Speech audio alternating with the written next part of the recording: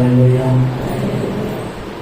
ఈరోజు పరిశుద్ధ గ్రంథంలో నుంచి ఒక మాటను నేను మీకు నేర్పించాలని, గుర్తు చేయాలని నేను ఆశిస్తున్నాను. మత్తయి సువార్త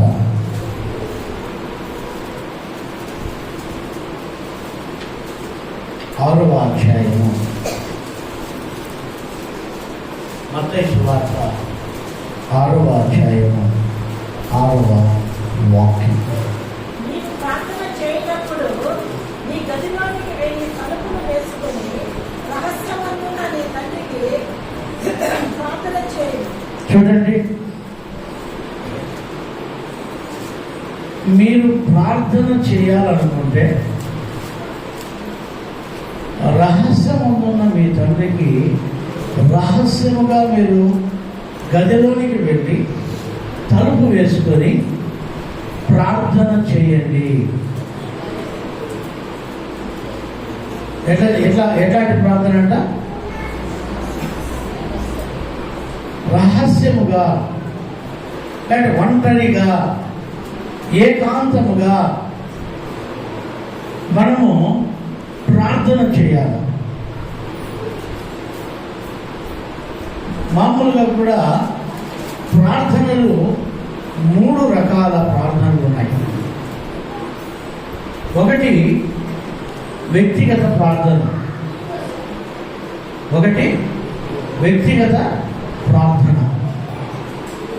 వ్యక్తిగత ప్రార్థన అయిన తర్వాత సంఘ ప్రార్థన. ఏం ప్రార్థన? సంఘ ప్రార్థన అయిన తర్వాత బహిరంగ ప్రార్థన. ఏం ప్రార్థన? బహిరంగ ప్రార్థన. ఈ 3 రకాల ప్రార్థనలు మనము దేవుని దగ్గర అడిగి నేర్చుకోవాలి. వ్యక్తిగతంగా చేసేటప్పుడు కుటుంబానికి పనికిరాదు, కుటుంబంలో చేసేది సంఘంలో పనికిరాదు, సంఘంలో చేసేది బహిరంగంగా పనికిరాదు. 1 వ్యక్తిగతం, 2 కుటుంబం, 3 సంఘం, 4 బహిరంగం. ఈ 4 ప్రార్థనలు ప్రతి విశ్వాసికి ఉండాలి. 1 చెప్పండి, వ్యక్తిగతం, 2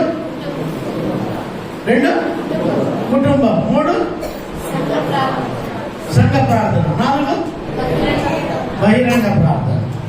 ఈ 4 ప్రార్థనలు ప్రతి విశ్వాసికి అవసరమై ఉంది.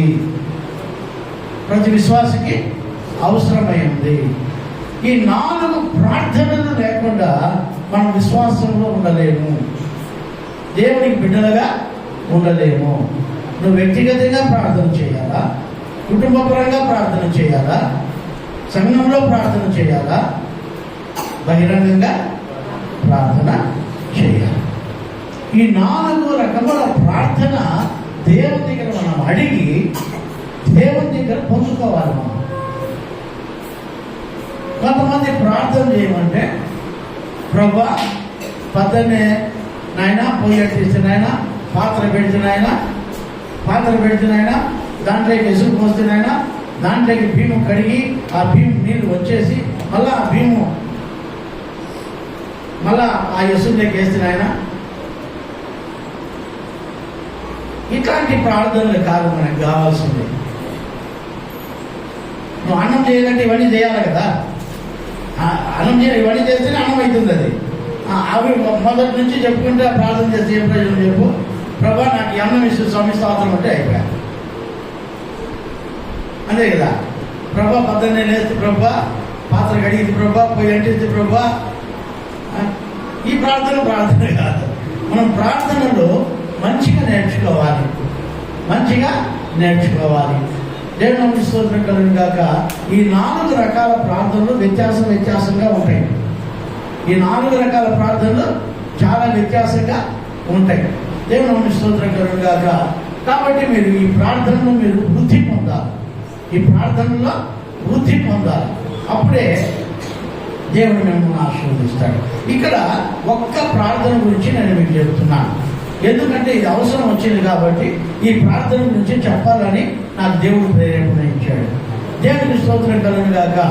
ఇక్కడ చూడండి, ఈ 6:6లో మొత్తం 6:6లో నీ చదవమాటని నీవు ప్రార్థన చేయునప్పుడు నీ గదిలోనికి వెళ్ళాలా, తలుపులు వేసుకోవాలా, రహస్యం అందున్న నీ తండ్రికి ప్రార్థన చేయాలా.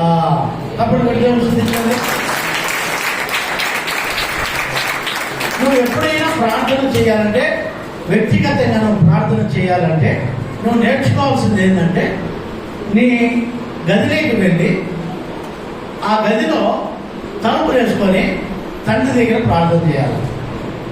తండ్రి దగ్గర ప్రార్థన చేయాలి. దేవుని స్తోత్రం గాక. నేను ఒకసారి మీటింగ్లో, ఒక మంచి మీటింగ్ అది, ఆ మీటింగ్ అయిపోయింది. కొంతమంది మా ఎనకటి కూడా వచ్చారు.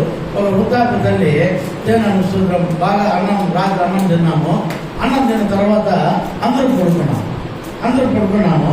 ఆమె ఏం చేసింది, కరెక్ట్గా 12 గంటల ప్రాంతంలో లేచి గట్టిగా సోత్రం అనేది, సోత్రం అనేది అందరూ భయపడికి లేచేది. ఏమైపోయిందని లేచి చూస్తే ఆయమ్మ మోకాలు లేచి నిలువు మోకాలు లేచి, వృద్ధాప్య తల్లి నిలువు మోకాలు లేచి ప్రార్థన చేస్తాను గట్టిగా. ఇంకా నా పక్కన ఒక పాస్టర్ ఉన్నాడు. ఆ పాస్టర్ వచ్చా, ఆ పాస్టర్ పోయి ఆయమ్మ పెట్టి తలపై చేపెట్టి, పిచాచి పోయి పెట్టి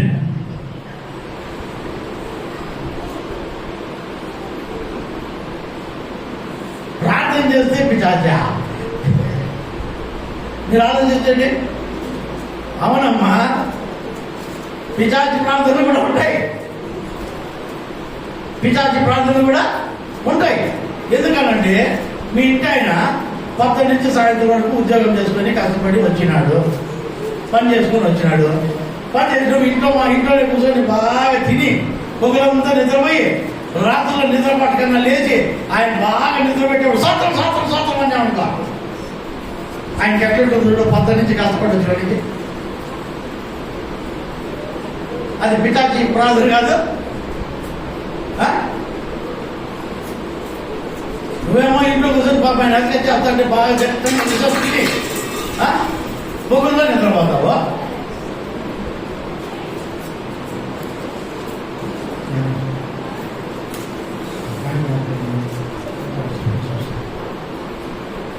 ఏమనుకోకండి, డిస్టర్బెన్స్ వస్తుంది.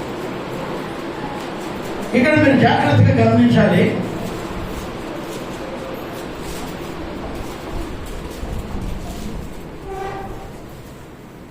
ఈ వాక్యం చెప్పేటప్పుడు మాత్రమే మళ్ళీ రోజు మీరు చేస్తారు, మిగతా అంతా చేస్తారు. ఎందుకంటే మనకి ఇంకా కొంచెం సమయం ఉంది. దేవుడు మనల్ని ఆశీర్వదించాలి. ఇప్పుడు మీరు ఏం చేయాలంటే, మీ గదిలోకి వెళ్ళి మీరు ప్రార్థన చేయాలి. ఎక్కడికి వెళ్ళి ఎట్లా చేయాలంటే, గదిలో కూడా తలుపు వేసుకొని ప్రార్థన చేయాలి. లేదు సార్, మాకు ఒకే గుడిసి ఉంది, ఒకే రూమ్ ఉంది, ఎట్లా సార్ అంటే, అందరూ పనులకు పోతారు కదా, అప్పుడు తలుపు వేసుకుంది. అందరూ పనులకు పోయినప్పుడు ఒక మూల తవ పెట్టుకో, ఆ మూలలో మోకాలు వేసి ప్రార్థన చేయి దేవుని దగ్గర. ఒకే గది ఉండేదే. ఒకవేళ దేవుడు నీకు ఇచ్చింటే ప్రత్యేకంగా ప్రార్థన ఒక రూమ్ పెట్టుకో, ఆ ప్రార్థన రూమ్లోకి తలుపు వేసుకొని ప్రార్థన చేయి. దొర్లు, ఏడ్చు, రొమ్ము కొట్టుకో, దేవుని దగ్గర మొరపెట్టు. హల్లెలూయా, హల్లెలూయా. మారని నీ కుటుంబం కోసం, మారని నీ బిడ్డల కోసం ప్రార్థన చేయి. దేవుని చిత్తమైతే ఖచ్చితంగా వాళ్ళందరూ మారుతారు. హల్లెలూయా, హల్లెలూయా, హల్లెలూయా. నీ గదిలోకి వెళ్ళి తలుపు వేసుకొని ప్రార్థన చేయాలి. ఇది వ్యక్తిగతంగా మనం బలపడడానికి, దేవునికి మనకు సన్నిహితంగా ఉండడానికి, దేవునితో మనం సత్సంబంధం కలిగి ఉండడానికి ప్రతి ఒక్కరూ చేయాల్సిన ప్రార్థన ఇది. హల్లెలూయా. ఒంటరిగా ప్రార్థన చేయాలి, దేవుని దగ్గర మొరపెట్టాలి, కన్నీరు విడవాలి. అక్కడ అంటాడు దేవుని స్తోత్రం 1 రాజులు 4వ అధ్యాయం 33వ వాక్యం. 2 రాజులు 4వ అధ్యాయం 33వ వాక్యం చదవండి.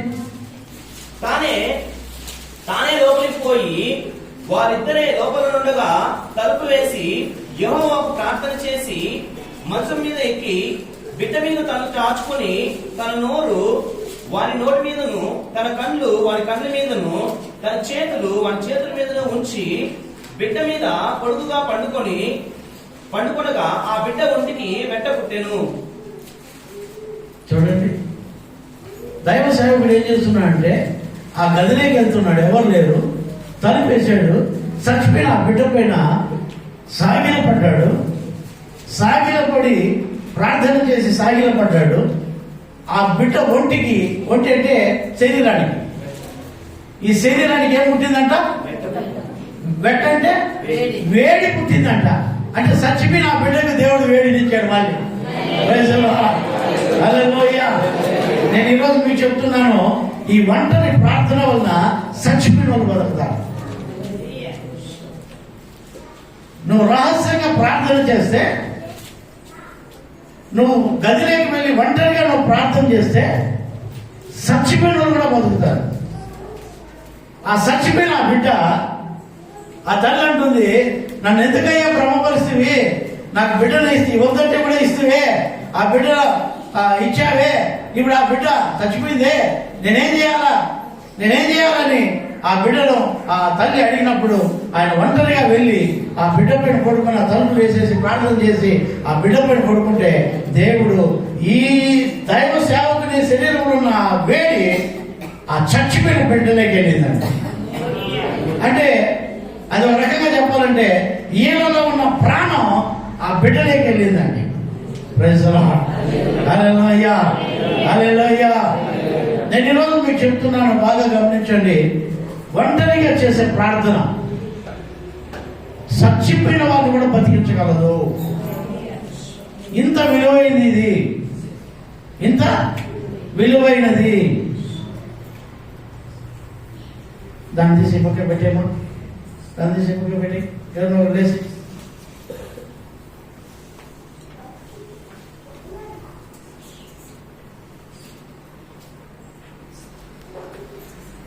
ఇక్కడ జాగ్రత్తగా గమనించినట్లయితే, దేవుని యందు భయభక్తులు కలిగి దేవునిలో ఉంటే దేవుడు నిశ్చయముగా నీ ప్రార్థన ఆలకిస్తాడు.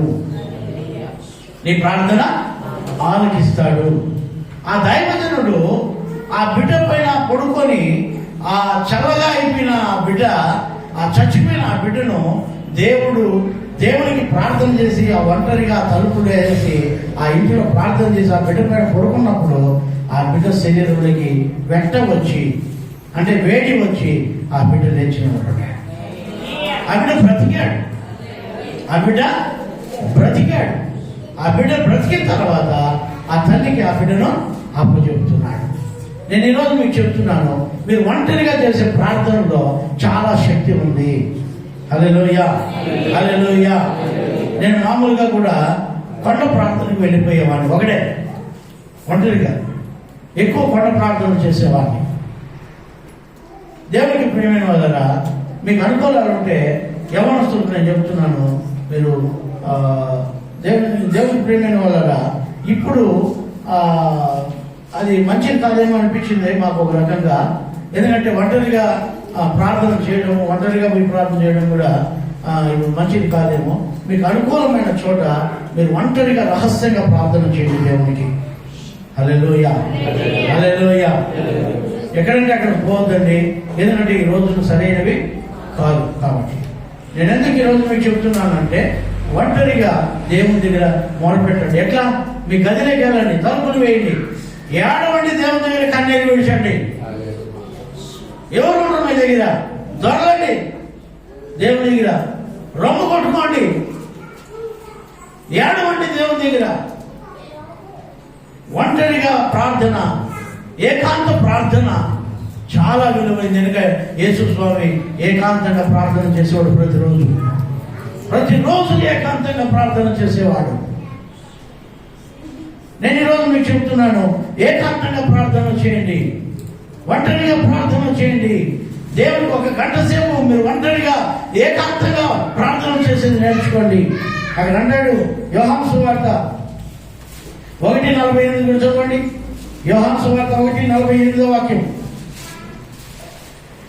నన్ను నీవు ఇలా ఎదుగుదమని నతనయేలు ఆయనను అడుగగా, యేసు ఫిలిప్పు నన్ను పిలువకు మునిపే నీవు ఆ అంజూరపు చెట్టు కింద ఉన్నప్పుడే నిన్ను చూచిస్తున్నానని అతనితో చెప్పాను. చూడండి, ఫిలిప్పును నిన్ను పిలచక ముందే ఓ నతనయేలు, నువ్వు ఒంటరిగా అంజూరపు చెట్టు దగ్గర నువ్వు ప్రార్థన చేసేటప్పుడు, నువ్వు ఏకాంతంగా ప్రార్థన చేసేటప్పుడు, నువ్వు ఒంటరిగా ప్రార్థన చేసేటప్పుడు నేను నిన్ను చూశానయ్యా.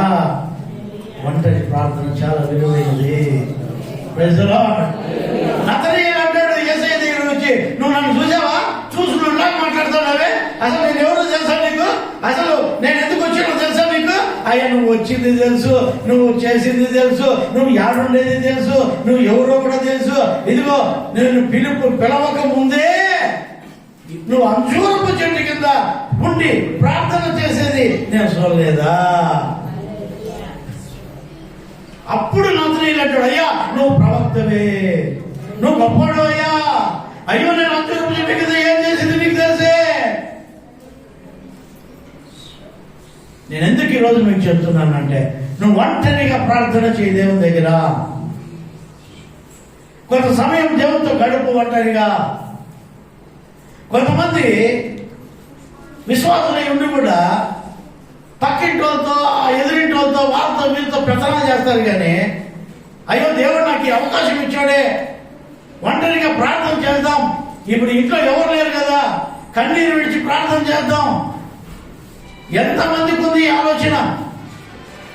ఎంతమందికి భావం? ఎంతమందికి ఉంది ఆలోచన? నేను ఈరోజు మీకు చెప్తున్నాను, దేవుని వాక్యం వినండి, ఒంటరిగా ప్రార్థన చేయండి. దేవుడు అంటున్నాడు, నతనయేలు నువ్వు అంజూరపు చెట్టు కింద ఉన్నప్పుడు నేను చూశాను కదయ్యా. ఏం చేస్తా ఉంటాడు? అంజూరపు చెట్టు కింద చూసాను, జపం చేస్తా ఉంటాడు, ప్రార్థన చేస్తా ఉంటాడు, భక్తిపరుడైన నీతిమంతుడు. ఈ నతనయేలు ఎవరు? ప్రార్థన చేసేవాడు, ప్రార్థనా వీరుడు.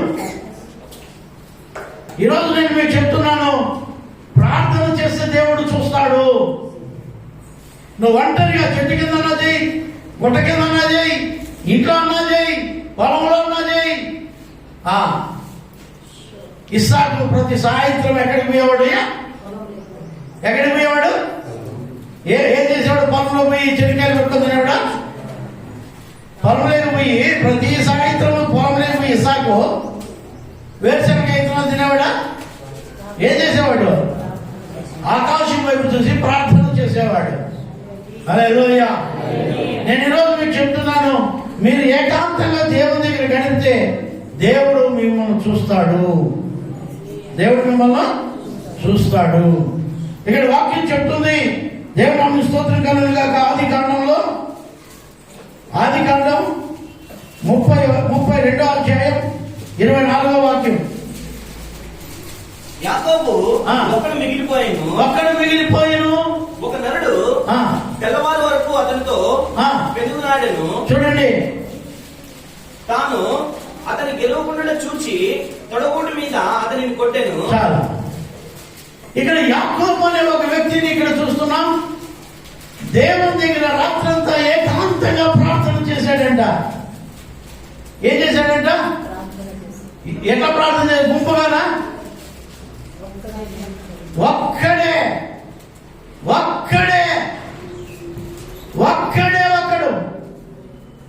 రాత్రంతా దేవుని దగ్గర ప్రార్థన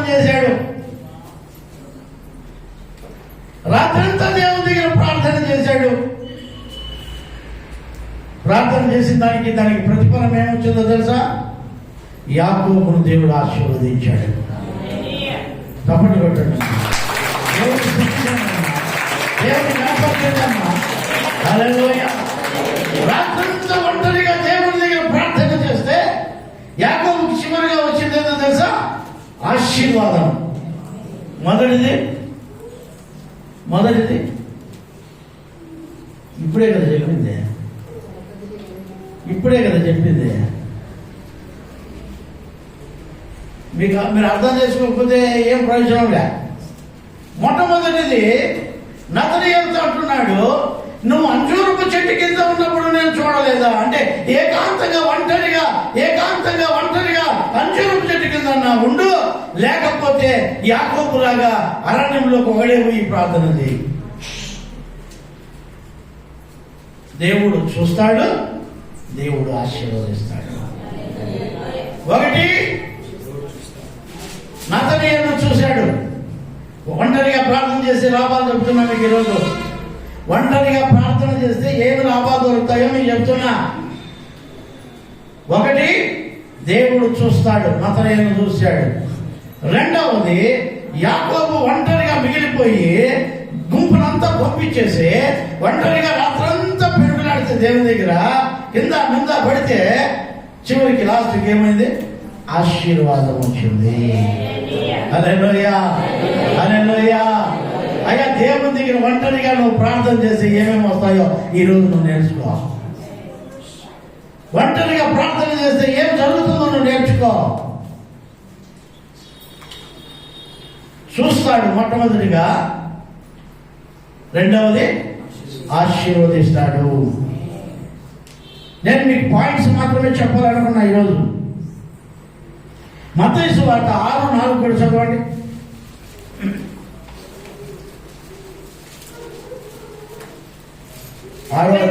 వాక్యం. అట్లయితే రహస్యమందు చూచు నీ తండ్రి నీకు ప్రతిఫలమిచ్చును. చేతులెత్తి దేవుడు స్తుతించండి. నువ్వు రహస్యంగా ప్రార్థన చేస్తే రహస్యంగా చూస్తున్న తండ్రి నీకు ప్రతిఫలం ఇస్తాడు. ఏమిస్తాడమ్మా? ప్రతిఫలం ఇస్తాడు. ఏమంటామాట మళ్ళీ? అట్లయితే ఆయన చూస్తాడు, నీకు ప్రతిఫలం అనే ఆశీర్వాదము ఇస్తాడు. హల్లెలూయా. నువ్వు నిజంగా ఇంతవరకు ఆశీర్వదింపబడలేదంటే దేవుడు నిన్ను ఎప్పుడు చూడలే. ఎప్పుడు చూస్తాడు? నువ్వు ఒంటరిగా దేవుని దగ్గర ప్రార్థన చేసినప్పుడు, నువ్వు ఒంటరిగా నిలబడినప్పుడు, దేవుని దగ్గర మొరపెట్టినప్పుడు, దేవునితో పెరుగులాడినప్పుడు, దేవుని దగ్గర గోజాడినప్పుడు, దేవుని దగ్గర రొమ్ము కొట్టుకున్నప్పుడు, దేవుని దగ్గర ప్రలాపించినప్పుడు, దేవుని దగ్గర దొరలేదని దేవుని ఆరాధించినప్పుడు చూస్తాడమ్మా.